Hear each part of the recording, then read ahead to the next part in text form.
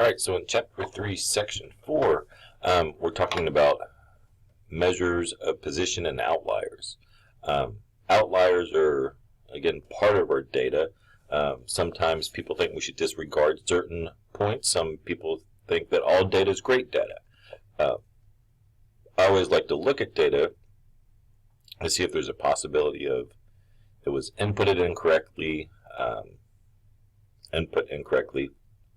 or something just seems strange about it, so I can at least be aware of the strangeness. But I like all data.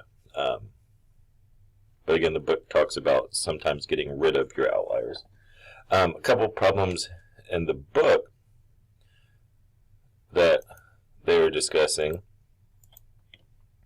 is finding z-scores. So they're trying to determine if something is relatively bigger than the other or significant. On our next page here in the text, they give the equation for z-scores.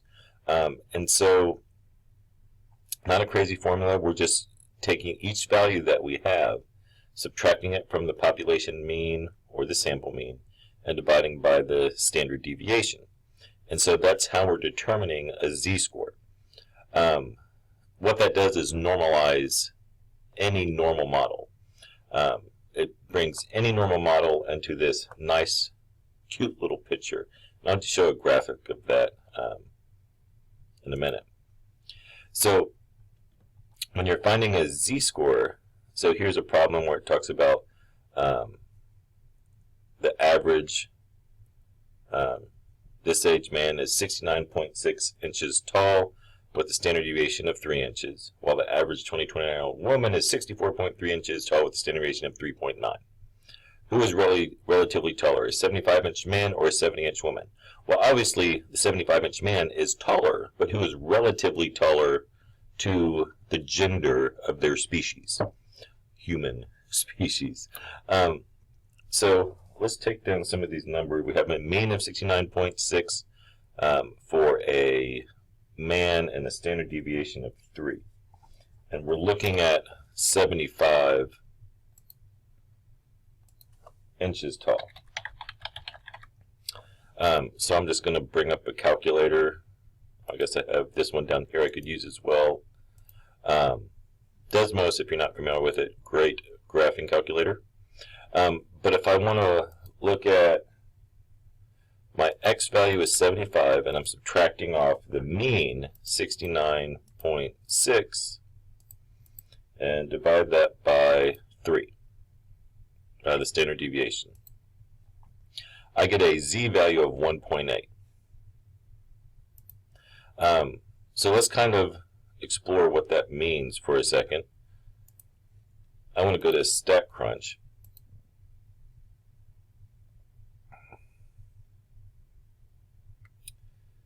And so we had a value of 1.8. Something that we'll be using later is this normal calculator. So we just had, we're talking about men's heights in 69.6 inches with a standard deviation of 3. So let's just look at this picture.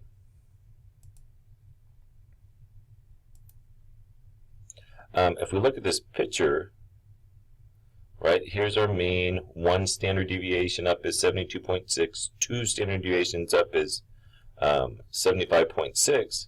So when we got 1.8 for this 75, that's telling me how many standard deviations away from the mean I am. In essence, it's turning this normal distribution into this standard normal with a mean of 0 and a standard deviation of 1. So 1.8 is still right here, right? About the same place that we had on that other graph. So it takes any normal distribution and turns it into something that has a mean of 0 and a standard deviation of 1. So it stands for the number of standard deviations we are from the mean. So again, looking at our picture a second ago, and we look at this picture,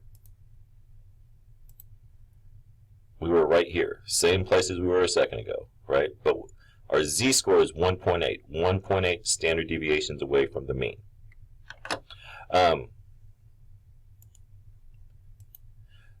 to do this problem, number 2, we would also then have to find out what a woman's height is and see how many or how far this woman was away from her mean. How many standard deviations? And so whoever has the highest z-score furthest from the mean, and on the right side of it, would be the relatively tallest for their gender. Another one to look at or talk about is number 6. It asks several questions, determine the z-score, again using that formula that's over here. The quartiles. So in the text they talk about finding your quartiles. They have a method of finding your quartiles. They have it using technology or using a formula or a process. So here's the process you would use for finding quartiles. It's just 25% and 75% are the ones you're usually finding. Median we know how to find. We've done that in a previous section. So that's the middle 50%, right? But now if we want to subdivide them even, subdivide them more, like 25%, 75%, that would break up our quartiles like quarters. So 25%, 75%. With our data that we have, we can do this by going to StatCrunch.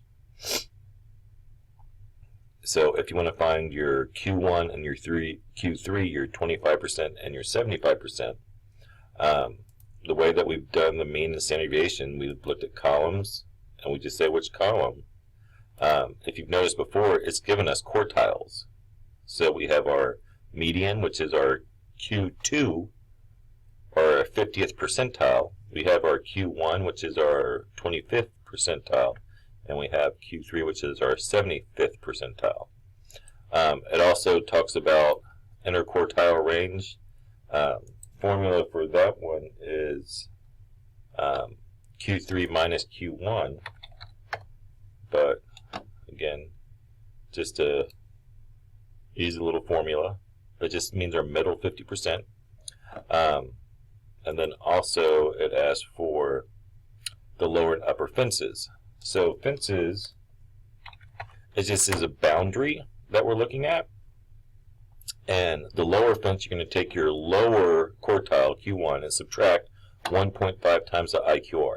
So sometimes what we're going to do is if values are lower than that, we question them. Doesn't mean that necessarily you get rid of them, but you question them. Why is this data so far off?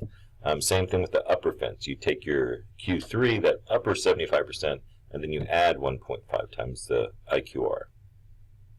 But that's how they're determined if they're outliers or not. If they are lower than that lower fence or higher than the upper fence, then they are considered outliers.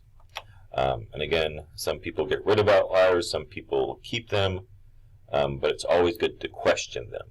Always good to question them.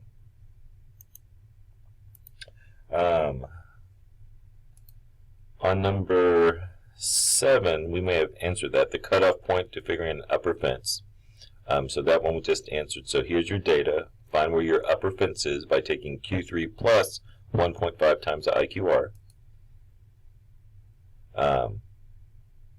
And that will give you your upper fence, and then the data above that would be considered outliers.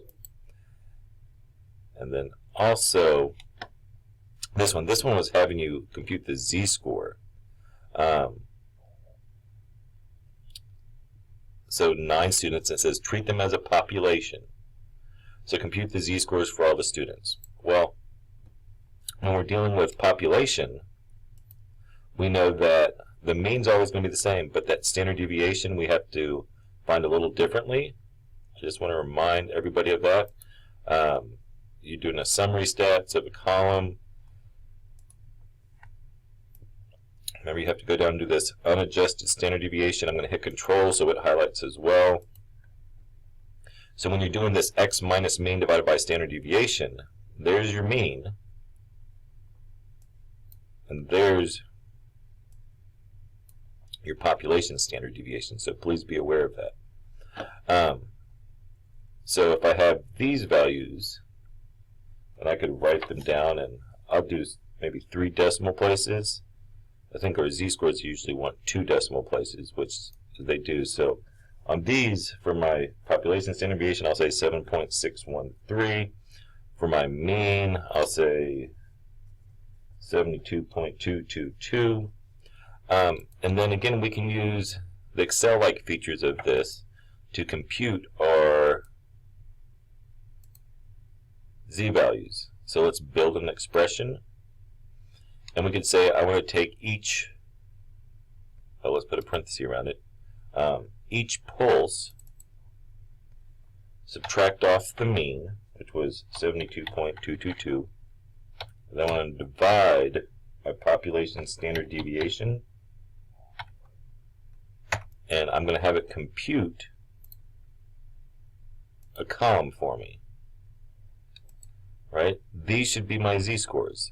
So I, instead of doing it every time, use the Excel-like features in StatCrunch to help you get those values.